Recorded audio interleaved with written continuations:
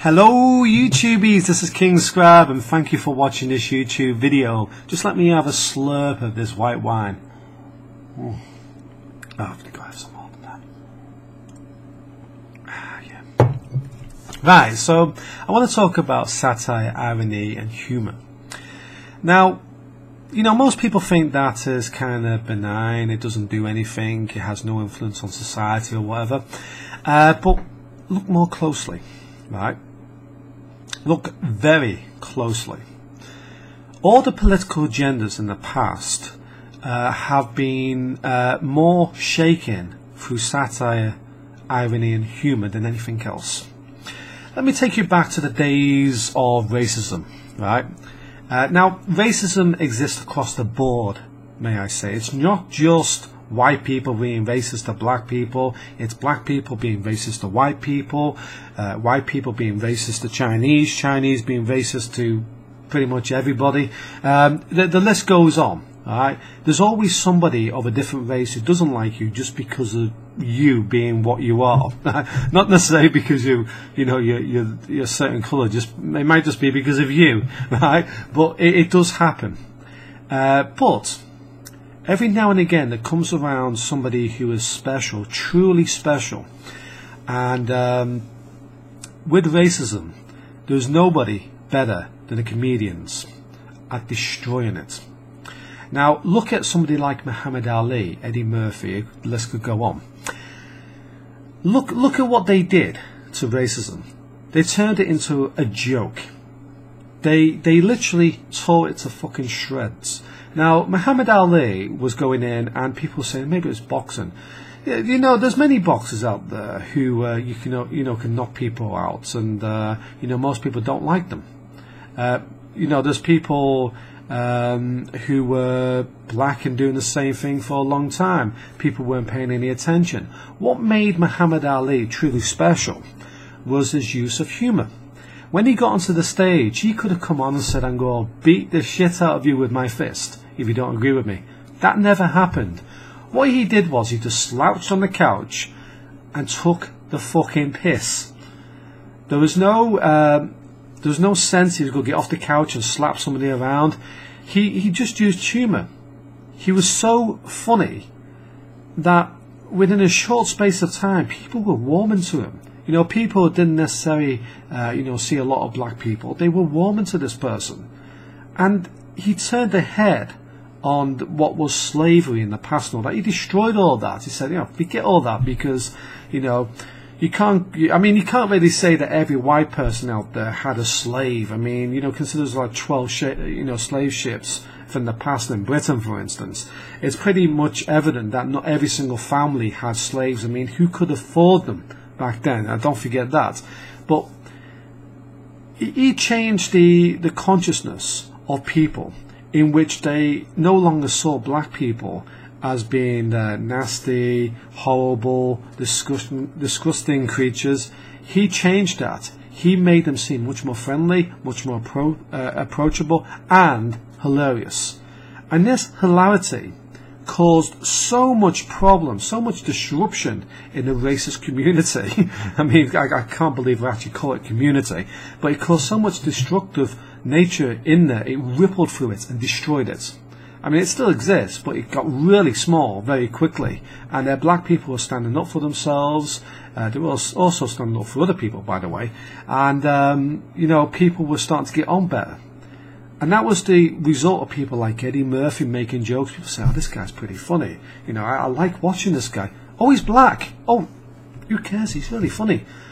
And that took the racism out of it. It started to destroy it. But that shows you the power of what humour can do. And that's just one aspect.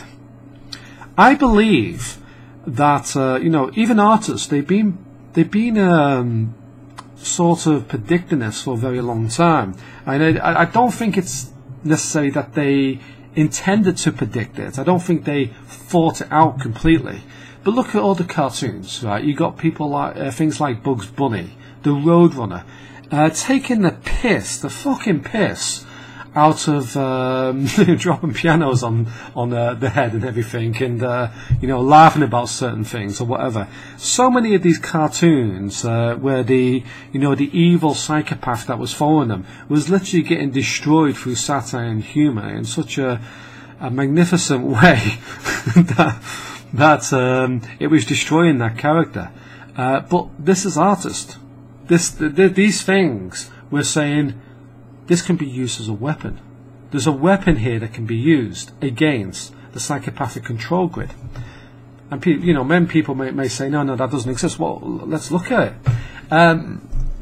Look at all the memes on Facebook. Now, people might say memes are a bit crazy. Yeah, they are. But look at the memes on Facebook. You get things for vaccinations, memes against abortions, memes against everything, right? The most successful ones at attacking the political system and getting more people agreeing with them are the ones that use irony and satire that make people laugh. And then look at the comments down below those memes that are funny. Notice how people suddenly start saying, yeah, this is happening there, and people don't notice it, and everybody's saying, yeah, I get what you mean now.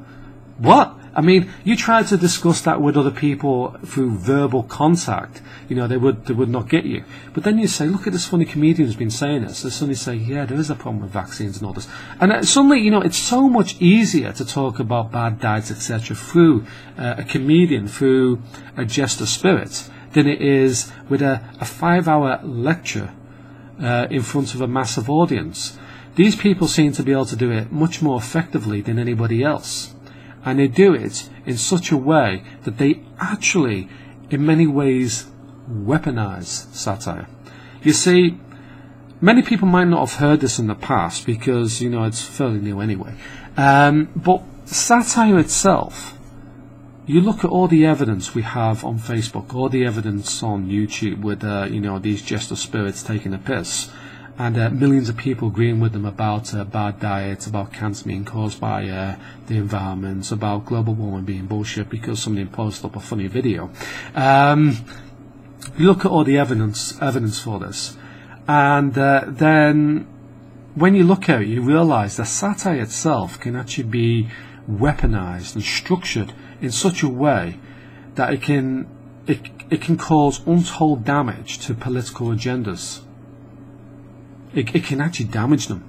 It can actually cause so much disruption. It can cause billions upon billions of pounds for those nutcases damage where it's just not worth pursuing with the political agenda in the first place, because people are just ripping the fucking piss and nobody wants to buy their products or whatever.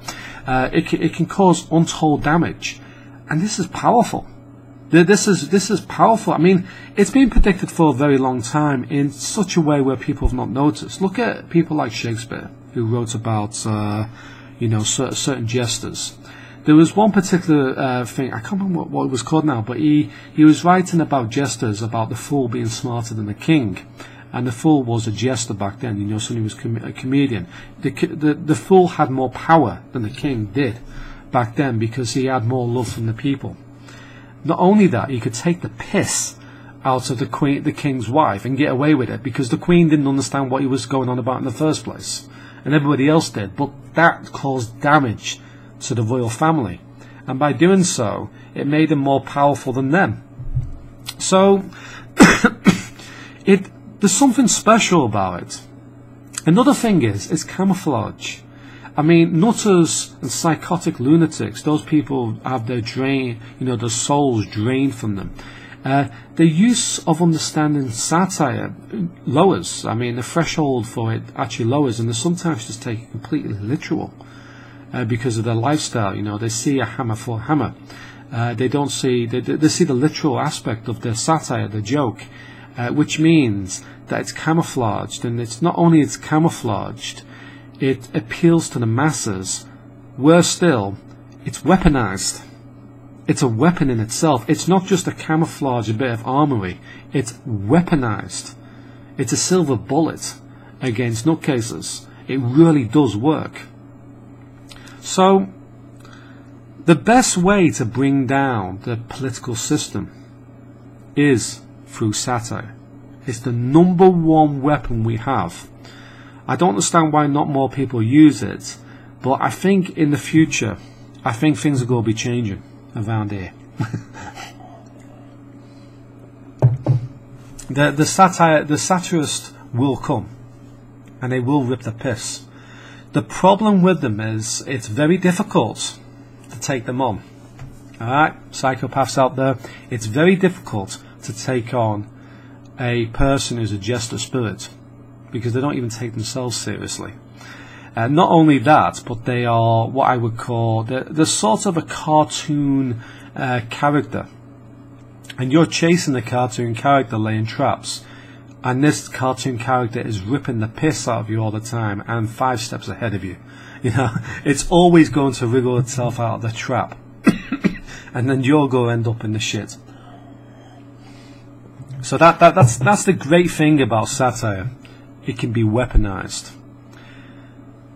I see good times coming up in the future. I see you know, the use of satire to calm the population down, to make it more placid, you know, stop it being fighting against each other, to calm it down, and to use this sort of weapon in a way where it helps people to feel good about themselves. But not only that, it causes great political problems for the nutcases in charge. Anyway, thank you for watching. Goodbye for now. I'm going to talk more about this subject, because I think there's a lot more to talk about. But I see some good things happening now. I really do. I think the fight for humanity is in the jester spirit. The fight for humanity is the jester spirit, because it's the only thing that could beat the psychotic nature of humanity at the moment. Thank you for watching. Goodbye for now.